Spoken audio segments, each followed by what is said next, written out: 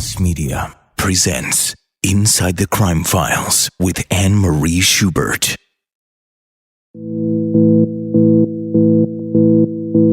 This case touched me deeply because of who Jennifer was. She was a young lady that had fairly low self-esteem, but a big heart. Her hair was in front of her face. She had her glasses on. There was a rope that she was tied to the rafter with, that the tail of the rope was inside her sweater. It was the pathologist who also found it unusual that she had broken bones in her neck. The astrologist saw the control and that almost was foreseeing what would occur. We were looking at the trace evidence. So did the inference lead to that she was murdered, or did this trace evidence lead to that she committed suicide? Most prosecutors say they have one case that they will never, ever forget. And I have to say this is one of those cases. I am Anne-Marie Schubert, and this is Inside the Crime Files. Inside the Crime Files is produced by Olas Media in San Diego, California.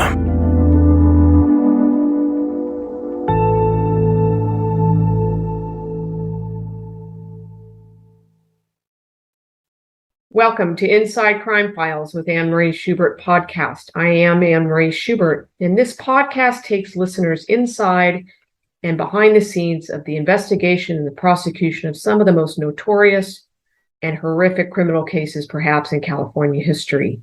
This podcast also examines some of the most interesting cases that we've seen and the ways in which those cases were solved. Today, we're going to talk about a case that I find to be fascinating. Was this a murder or was this a suicide?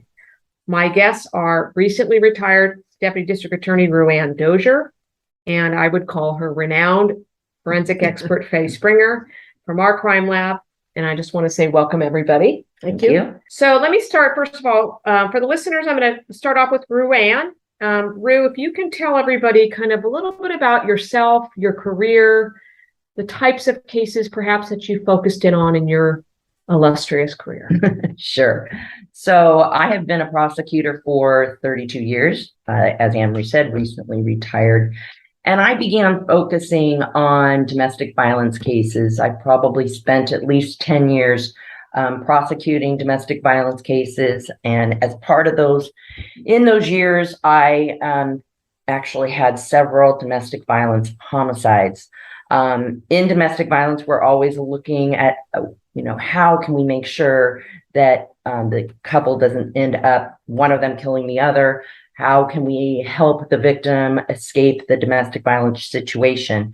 So in looking at those homicides, we look at, what was going on in this relationship and how could this have been prevented? So the case we're going to talk about today is probably, as most prosecutors say, they have one case that they will never, ever forget. And I have to say, this is one of those cases.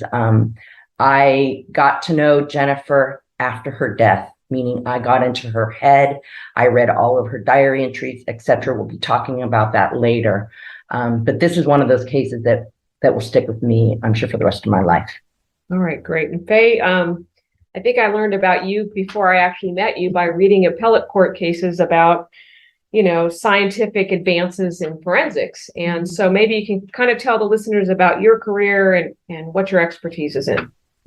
Well, I've been doing forensics for 52 years, I guess. And I think the reason that you probably read about some of my cases in appellate hearing is because I kind of grew up with the science itself. Things like even DNA, in the early days, it was typing for ABO. And so as the technology developed, the challenges developed in almost every field of forensic science, from biological evidence to DNA, and from microscopic evidence to the sophisticated instrumentation that we use to try to individualize even microscopic evidence. So, yeah, it was pretty cool being part of that development, and I've seen a lot of changes, and I kind of found my niche after several years, and I loved using the microscopes and doing the unseen evidence, the trace evidence that nobody else could really do other than the few of us that had that kind of training. So one of the things that, I think the listeners often know is that we oftentimes talk about DNA on this podcast, which, is my passion and my love. But what I found fascinating from you, Faye, and this case, which we're going to talk about, is this was not about DNA at all. This is about what we call trace evidence. And, I learned probably 30 years ago about this concept called Locard's principle. You probably taught it to me, Faye, but tell the listeners, because it is rooted in the trace evidence analysis. Am I right saying that it's kind of rooted in that principle? Sure. Yeah. I mean, that's the principle behind looking at trace evidence. And the idea is that if you touch something or you have contact with something or you rub against something, that whatever that material is will shed either part of the material itself or whatever's on that material, and you'd pick it up on your clothing or your body or your hands. And so that's kind of the basis of the Locard theory, is that everything leaves traces and those things can transfer from object to object. So in trace evidence, that's what we look at. So when DNA isn't answering the question, or firearms evidence isn't answering the questions, we can go in and look and see if there's some room to look at trace evidence to try to answer the specific question that's being asked in a case. Maybe the listeners an example of different types of trace evidence that listen, I know you're an expert in a lot of things of these types of trace, but I think it's fascinating if you can kind of tell them the types of trace evidence that can be analyzed and what you can do with it. Well, the types of trace evidence that we deal with on a kind of a daily basis is hair evidence, fiber evidence, glass evidence, paint transfers, like in hit and runs, or in this case, contact from paint that is flaking, soil evidence. If you walk into a certain area, you might pick up soil on your shoes, and that could be compared. Same with burial sites. You can look at soil from the different layers of the grave to see that matches something on a shovel or in a car. On the shoes. And plant material too, because, plants decompose, they pollinate, and they grow again. So all of that leaves traces that can be picked up. The usual questions are, is it significant? Right. And that's the real issue that we look at. Is it unique enough? Is it significant? And does it answer the question in the case? And I would imagine, Rue, that in a lot of these cases, especially the one we're about to talk about, it's really kind of circumstantial evidence. Yes, a lot of cases are circumstantial evidence. What do we see at the crime scene? What do we see on the victim's body? What do we find in the victim's car? And what inferences can we draw from that evidence? And as you mentioned, the title of this was this murder or was this suicide? We were looking at the trace evidence that we'll talk about later, and having to go down both those paths. So did the inference lead to that she was murdered, or did this trace evidence, did those inferences lead to that she committed suicide? Okay, so you started off by telling us her name was Jennifer. What was the name of the person you were prosecuting? His name is Keir Anderson. Okay. And maybe tell the listeners kind of the relationship they had. Kind of, one of the things I learned a long time ago is what was the 72 hours leading up to her death, right? So she's obviously found deceased, correct? Correct. Okay, so maybe just explain to the listeners kind of what their relationship was like and how we got to this point that there was a homicide investigation. So Keir and Jennifer had been together almost 10 years. They married. They've been married together 7, so dating and then married. They had 2 children, 2 girls. One was 4 and one was 18 months old. Keir was older than Jennifer, and so he had an influence over her because she was young and impressionable when they met. And so over time, he had decided to experiment with sexuality in their sex life. He was bisexual. Jennifer knew that, and Jennifer was comfortable with that. So Keir had always wanted to have another man enter their relationship and to develop a threesome. And so it eventually did occur. I'm going to refer to Jay was the third guy and third person in the relationship. And Jay had happened to be friends with both of them, going through some hard times himself. And Keir asked him if he was interested in exploring having sex with both he and Jennifer. So Jay moved in with Keir and Jennifer, and they had a sexual relationship for about 2 to 3 weeks. Listeners might wonder, how did we know all of this? Well, Keir was a prolific diarist, if you will, person who wrote down everything.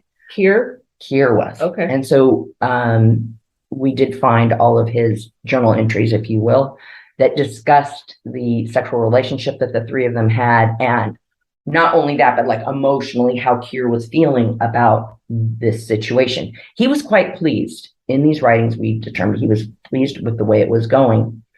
But what developed is that Jennifer started having feelings for Jay.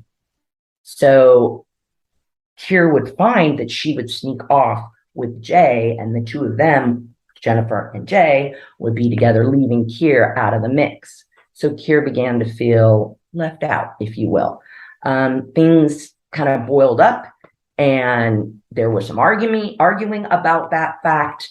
And Jay ended up saying, I can't deal with this. I'm out. So he leaves and moves out of Keir and Jennifer's home. Well, Jennifer began to she missed Jay because Jay had provided her with some emotional support that she didn't get from Keir. So she wanted to continue to see Jay. And as in domestic violence situations, this was making a very controlling Keir, I'll refer to him as being very controlling, quite upset.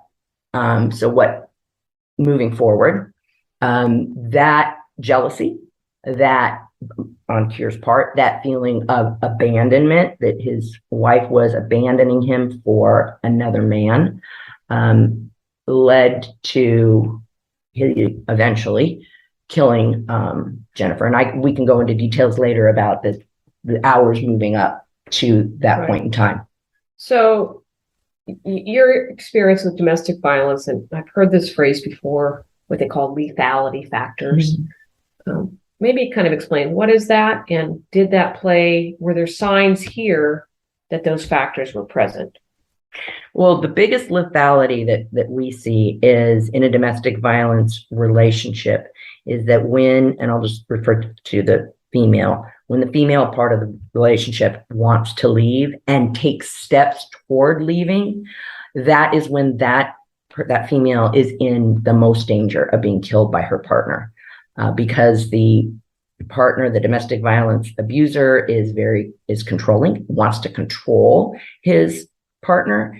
And when he starts to lose control of that partner, that is when a murder can take place. And just kind of as a side note, why I found domestic violence fascinating is it crosses all socioeconomic folks. So we've had, I've prosecuted doctors, I've prosecuted lawyers. So it's the type of person that they just snap at a certain point when they feel they've completely lost control. So kind of lead us up. This incident happened in February of, if my memory's right, 2006. Kind of what led up, and tell us about how she was found. All right. So as I mentioned earlier, Jennifer was upset that Jay had left the home, and actually Keir had, over the days that went by, and it was about 3 weeks. This happened. She was killed about 3 weeks after Jay moved out. Keir forbade her from communicating with Jay, and we know that because it was, again, in his journaling. He also had written up a covenant of marriage, and we found that on the computer, where he wanted her to sign this covenant saying that she acknowledged Keir was her husband. She would not cheat on him. She would not have sex with anybody else but her husband, etc. So Jennifer was beginning to feel very constricted and essentially being suffocated emotionally. We know this because we talked with her friends and her family, and she was very, at first, conflicted about what's she going to do? Is she going to stay with Keir because they were obviously married and they have these two children, or is she going to leave Keir for Jay? Jennifer was into astrology, and so to solve this question or help her work through it in her mind, she went to see an astrologist, and this particular astrologist tape recorded the session. And we got that tape. And in that tape, the astrologist says, in looking at all of the stars and how they lined up, and I'm no astrologist, so I can't really explain how it works, but in looking at all of the stars and everything, she said that Jay was the one that Jennifer needed to stick with. On the night that she was killed, Keir was aware that she had gone to see this astrologist. So Jennifer's on the phone with her mother and talking with her mother just about her day and how things have been going, how things had gone. And we know she had just come home from work because she worked at a church, and she would do the drops at the bank. And we had the bank surveillance showing when she did the drop at the end of the day. So we knew we had a timeline going on. So she is back at home and she's talking to her mother right after she got home from work. And the mother says she hears Keir come into the bedroom. We believe she was in the bedroom during this conversation. And Keir says, "Where's the tape?" Referring to the astrology tape. Let's see, the mother says she heard the two of them arguing over this tape, and then the phone goes dead. So mom tries to call back and just was getting either her voicemail or the phone was just dropping. She couldn't get through to Jennifer. So Jennifer's father tried to call. They waited a couple of hours, and then Jennifer's father called the police and asked for a welfare check. A welfare check was done at about 10:30 that night, and the officers went to the house. Keir answered the door. They said, "We need to come in. We're doing a welfare check." And they asked Keir where Jennifer was. And he said, "We got into an argument and she stormed out of here." And it actually was a really bad storm that night with pouring down rain. The officers still went in and looked for Jennifer, went into the home, actually opened up the garage. The garage was full. They were kind of pack rats, full from the ground to the ceiling. And they just kind of poked their heads in and looked around and didn't see anything. And they left. So the parents, Jennifer's parents, the next morning, were very concerned because they could not get a hold of Jennifer. So they went over to the house, and they had keys to the house. At this point, Keir had already left for work. They go into the house, and the mother sees Jennifer's coat on the coat rack, and inside the pocket where it was her phone and her keys. And immediately mother knew there was something wrong. Right. That she would not have left her phone or her keys in her coat pocket, and she would have been wearing the coat in this horrible rainstorm. So they called the police again, and at this, the police came out, and the one particular officer did a more thorough search of the garage and basically started pitching boxes here, there, and everywhere to move from where the kitchen door goes into the garage, and then moving forward toward the wall top. And that is where he found Jennifer hanging from the rafter. Just a matter of process. Once a body's found, and it's a homicide investigation. This was Sacramento Police Department, right? Correct. So the normal course of events is then she's taken down and she's taken in for her autopsy, right? Correct. Okay. Faye, let me ask you this. You worked with our crime lab for many, many years. When did you get involved in this case? I first was, I first got knowledge of it, I think, during the autopsy. Okay. Because during the autopsy, the investigator calls and says, there's this debris on the victim's skin and on her buttocks. And it looks like the autopsy surgeon said it looked like a plant material. And so I probably should go back out there and pick up plant material. And I think they were suspicious right at the beginning, Right. because what was explained to me on the phone was her hair was in front of her face. She had her glasses on. There was a rope that she was tied to the rafter with, that the tail of the rope was inside her sweater. So the end of the rope was tucked in the sweater. Yeah, inside the sweater, and then came back out at the bottom of the sweater. And the pathologist was saying this did not look like a hanging. So how was she, and maybe Rue, you can answer this, either one of you, but how, when she was found hung from the rafters, clothed, unclothed, how was she dressed? She was clothed, and as they said, the tail of the noose was inside of her sweater. It was a cardigan sweater, so button-up sweater. She was wearing pants that had an elastic waistband. Yes. And her socks, she was wearing socks, and her socks, I don't remember if they were one or two, but at least one was upside down, meaning the heel was on the top of the foot. Yeah. And as Faye mentioned, her hair she had very long hair, and her hair was like in front of her face, and then the glasses were put on like over the hair. Well, I think it was under. The hair came over. Right. Might have been both, but but middle of both. yeah. But when you look at the photographs, the hair is, you can't see the glasses until you kind of move it aside.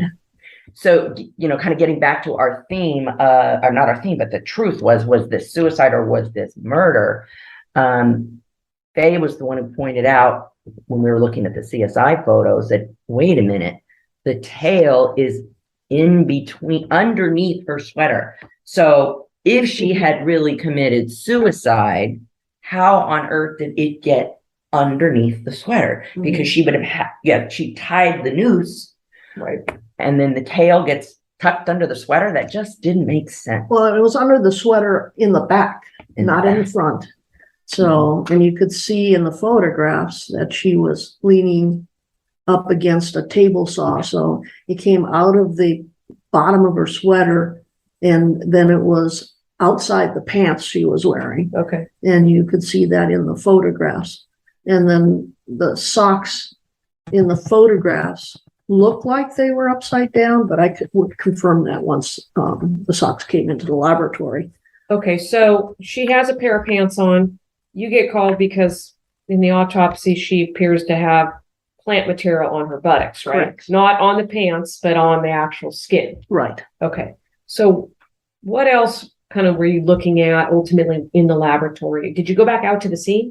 Yeah, so when they called and asked how to pick up or collect plant material, I said, I better look at it first. Right. So I don't know whether you're going to be picking up plant material from trees or bushes or grass or flowers or whatever. So they brought the kit up right away, and I looked at it.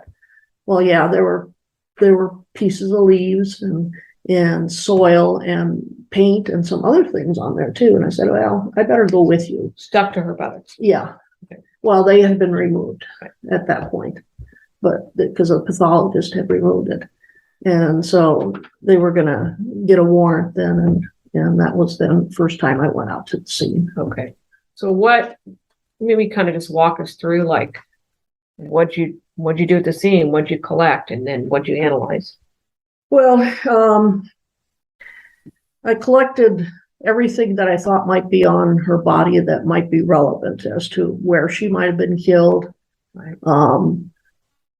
My feeling was she was redressed, and that the particles on her skin and her underwear were more important than what was on the outside of her clothing that she was wearing when she was hung. She lived there, Right. So that wasn't as relevant in terms of answering a question about what the sequence of events were. Right. So anything that, even though I knew there was paint and plant material, I collected other things that I thought could be there if she was in the garage, if she was in the backyard. Because at this point, we don't know from the time she died where she might have been before she was hung. Okay. And we knew that there was supposedly a fight, and she had lots of bruising on her body, so we looked at, there was a spa in the back.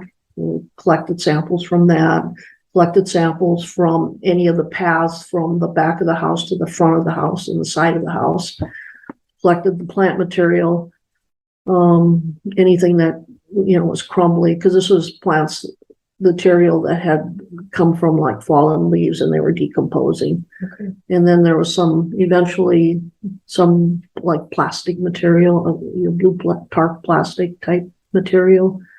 And so we had to actually go back and make sure that we got what we needed to actually say whether or not it occurred in the back or the front or on the side. Yards. Yeah. So we went twice. Okay. The initial time to confirm the type of material was correct. And I think the original paint that we picked up was one layer, and it was a 2-layer paint on the victim's body. So I wanted to go out and get some additional samples in addition to what we had already had. So let's start with the paint though. So she's got paint on her buttocks, and then were you able to associate that paint to someplace in the house? Yes, Where was that? the garage, Okay. the garage floor. So at some point she's obviously on the floor. Right, and it's on her buttocks underneath the underwear. Okay. So that's the other question I was going to ask you, Al. So Ruanne, she's found hung. She's got a sweater on. The tail is underneath the sweater. She's got a pair of pants. She's got a sock that's on backwards. And then she's got a pair of underwear, right? Correct. Yeah. So Faye looked at the underwear, and what was interesting about the underwear is that it was, and Faye, you can elaborate. If I recall, what you explained is that it was folded in a way. The underwear had kind of been, so the markings on the underwear, on the buttocks part of the underwear, was the dirty, and the dirty markings were not like a round circle. They were like the fabric had been folded. So we were starting to develop this theory that she had been dragged. So once he killed her, strangled her, and then he was dragging her. As he was dragging her, the underwear kind of got scrunched up, if you will, a little bit. Also, Faye had detected some urine on the underwear, but not on the pants. And why is that significant? Because what happens to people who are strangled is often they lose control of their bladder or their bowels. And so they found urine on the underwear, but not on the pants. So, which further supported that she had been dressed after she was murdered. Yeah, it wasn't a little urine. It was a considerable amount. And it was from the crotch area to the buttocks area. So it looked like she was laying down at the time. Okay. And the quantity was enough that if she had been wearing the pants that she was found in, it should also have been stained with urine. And there was no urine in the crotch of the purple pants she was wearing. Okay. You mentioned the autopsy and that she had bruises. Ruanne, you've done lots of strangulation. Faye, you've seen strangulation cases. Were there signs? Okay, so we've got her hung by a noose, but are there different kinds of injuries you might expect to see from what we call manual strangulation, meaning that they use their hands? So was there things on her body that was more consistent with being strangled by somebody's hands versus suicide? Yes. So that is, as you talked about a timeline after a murder and what happens to the body when it's removed from the scene, it goes to the coroner's office for an autopsy. It was the pathologist who not only found the debris on the buttocks, but also found it unusual that she had broken bones in her neck, specifically the hyoid and the thyroid bones were broken. And the pathologist explained to me, you do not find that in a regular hanging. There's only certain circumstances where you would expect to find broken bones in somebody who has hung themselves, and this was not one of those circumstances. So not only did she have the broken bones in her neck, but she also had what's called petechiae. Petechiae is where if somebody is strangled and they're gasping for air, blood vessels in their eyes will burst. And she had significant petechiae in both eyes. So the pathologist was very suspicious that this was not a hanging or a suicide, I'm sorry, because you would not expect to see the amount of petechiae that was found.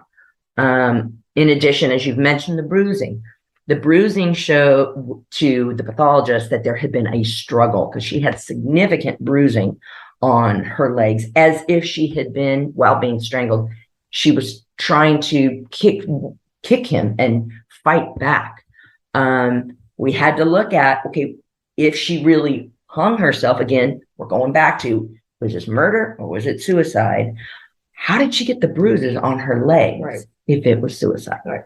How did she self-inflict something Exactly. like that? So, okay, so Faye, you mentioned the paint, you looked at the paint, you also looked at the plant material, right? Yes. Mhm. What did you ultimately figure out from that with it? You took some plant material from the yard. What was your ultimate opinion when you're comparing all that? Well, the leaf fragments were consistent with the tree that was out front. So it had lost its leaves. It's wintertime. And so there were a bunch of decomposing leaf fragments around the yard. I mean, it's not significant in terms of putting her at the house. Right. It's She lives there. So what's significant is where they're located on her body. Okay. So how did they get there? So I think the theories that we looked at was that she was dressed only in her bra and her underwear at the time of the murder case, because her bra also had a small blood stain on it that was not on the sweater. Oh, interesting. So, and we think maybe that at some point she winds up in the garage on the floor in her underwear and her bra, and the laundry's out there, her washing machine and dryer's out there in the garage. And we thought the clothing probably came from the laundry, because the clothing was dirty. The socks were dirty, the pants was dirty, and the sweater was pretty dirty. So there was one other thing that I thought interesting when I was kind of reading about the case, is that in the world of homicide, there's what's called pre-mortem injuries that you can have, like what happened before she died, and post-mortem injuries. And am I right, Ruan, that there was some evidence that she had a post-mortem injury on her hand? Remember that? Like she had scratched, that no blood had come out of this injury? Right. And that we were thinking that while she was being manually strangled, that she was pulling it at his hands with her hands. Okay. And maybe that's how she suffered this scratch. Okay. We also were looking at the ligature marks on her neck. We were looking to see, and because of the autopsy, they took lots of photographs. We were looking to see if we could find any fingerprints. Crescent shape. Yes. And if I recall, I believe there was one on her jaw. there were scratches on her. That's right. There were Scratches. scratches, yeah. So let me ask about the husband, who's the suspect here. I mean, what was his claim? What was his, went to trial, but obviously he's interviewed at some point before this. Am I right, from law enforcement, right? Yes. What was his defense? What was his claim? Well, he stuck to his claim that they had gotten in a fight and she left and he didn't see her again. And so wasn't me. That was his defense. Did he was end not up me. testifying at the trial at all? He did not. And the reason he didn't is because I played his entire interview. And, so his defense was, I needed to do that for a timeline. And so his defense was already in front of the jury. So in terms of this, so it goes to trial. You kind of talked, Roanne, about how you kind of had to learn about Jennifer, obviously, after she was dead. But is that something that comes into evidence? Is the jury listening, or do they get to hear kind of what led up to this? Yes. So, like I said earlier, Keir was prolific at journaling, and Jennifer also kept a diary, which we located. So we were fortunate in that we could get into her state of mind, what was going on during this 3-week period, where she was very conflicted about whether she should stay or whether she should go off with Jay. And we, as I mentioned earlier, we had the astrologist tape at journaling, and Jennifer also kept a diary, which we located. So we were fortunate in that we could get into her state of mind, what was going on during this 3-week period, where she was very conflicted about whether she should stay or whether she should go off with Jay. And we, as I mentioned earlier, we had the astrologist tape. So we were able to, I listened to the astrology tape and I could hear Jennifer's voice and the astrologist, and I could, I listened to her questions that she would ask the astrologist, and she, was very conflicted in her conversation with the astrologist. And it was one point, it was very eerie. The astrologist said, as Jennifer, well, let me get the backdrop. As Jennifer was describing her relationship with Keir and how he was very controlling and how he had wanted her to sign this covenant that I mentioned earlier, the astrologist said, he's slowly killing you. And that was just very, very eerie to me, that the astrologist saw the control and that almost was foreseeing what would occur. How was that astrology session, like the day of the killing or the day before? Day before. Oh, I remember years ago having a domestic violence murder case where the victim had called 911 in advance and said, my boyfriend's going to kill me. And some of the whole point to me is, on some of these domestic violence cases, there's almost just, like we talked about, lethality. That's like the factors that lead up to someone potentially being killed. And those factors were present here. They were. And bringing up lethality factors, it's important for the listeners to know that one of those lethality factors is strangulation. So even in a domestic violence relationship where the perpetrator not only hits but strangles, that's something we look at as lethality for potentially this person being killed in the future. And people might ask or wonder, was there any domestic violence in Jennifer and Keir's relationship prior to this? There wasn't any physical that we knew of. So the family didn't know of any physical altercations, or Jennifer never journaled about any physical violence towards her, but the emotional abuse was rampant. Okay. I mean, in some ways, you, in your career with DV, a lot of abuse happens over years, right? Physical, emotional, mental. This one, well, obviously, ultimately the homicide, it's in what, a 3-week period? Correct. It just snowballed. I would say the emotional abuse, based on all of my readings of her journal, her diaries, and of his journals, the emotional abuse had been going on for a while. He was very controlling. Like I said earlier, he was older than she was. He wanted to control what she did.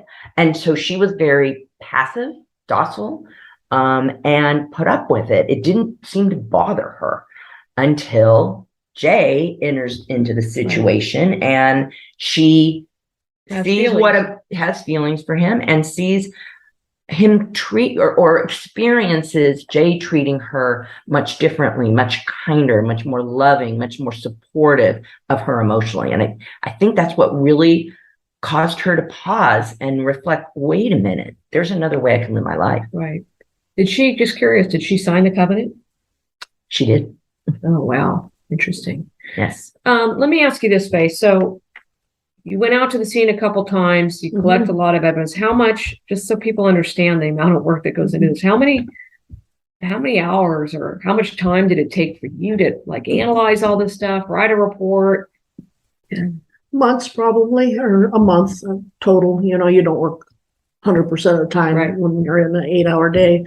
But these cases tend to drag on. So, it comes in stages. Like the first part was identifying the plant and the paint and making sure that we were on track as far as where they came from and what it meant. Right. And then at some point after that, I got to look at Keir's statements.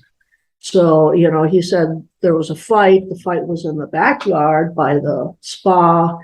And so then what we do is we look at his statements and see that if there's any physical evidence that might support that. Okay. So that was the reason, or one of the reasons for going back a second time for the search warrant.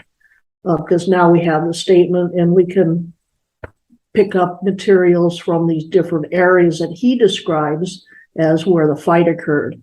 And Any evidence that there was a fight, physical evidence, on the pants or anything to show there was a fight in the backyard? no, so that's what we went out to do. We had nothing that indicated that anything happened in the backyard. The only physical evidence that was on her body either came from the garage or the side of the house by where the garage door opens to a sidewalk. And then there was some, like a decomposing tarp and some plant material that matched some of the plant material on the underwear, not on the buttocks, but on the underwear. And so it supported her being in that position or in that area. So at some point, and at least we don't know if, he probably had to take her to the front of the garage in order to hang her because the garage was so full of stuff. Okay. So that's what we think happened is she was in the back of the garage first and then was taken around the side yard and up to the front, and the garage door was open. Then she was hanged. Okay. So, Rue, this goes to trial. He claims she just Wandered Well, off. who killed her? You don't. The mystery man. The mystery man came in and killed her, his wife, and hung her up. Fair to say that this was pretty much 100% circumstantial evidence case. Absolutely. It was 100% circumstantial. So Faye testifies, right, as an expert witness. Yeah. Amongst many other people. Did you have to bring in Jay? We did. Okay. I had to bring in Jay to have him set the scene to establish the motive. Now, as you know, Anne-Marie, in homicide prosecutions, we don't have to prove motive. But in this case, motive was huge for us. And so, yes, Jay was an important part of showing motive on Keir's part, because he could talk about Keir's feelings about him leaving the relationship. Okay. Faye testified as an expert, and then what was ultimately, did you testify what your findings were? Did you give an expert opinion? I gave an opinion that she was redressed after she was hung. Okay. And it was based on like 4 factors: the rope being inside the sweater, the socks being on upside down, the blood on the bra being not on the sweater, Right. and then the debris and the condition of the underwear, the urine, the stains that were on the underwear that were not present inside the pants. I think what's interesting, and Rue, you mentioned this, when the cops rolled up and she's found, everybody's alarms go off. This doesn't seem right. Mhm. But as a prosecutor or as a forensic scientist, you have to still prove it, right? It's not just saying something doesn't look right here. It's these steps that you guys took ultimately. And then how did you argue this ultimately? What was your basic argument to the jury? Well, I focused a lot on his motive and how he was starting to unravel because he was losing control of Jennifer. I had the parents testify. So I approached in my closing argument as a timeline. I had a timeline set up. So, we know that he was upset about the astrology tape. The jury heard that astrology tape. So they got to hear Jennifer's voice, post-mortem. I mean, after she died, they got to hear her voice.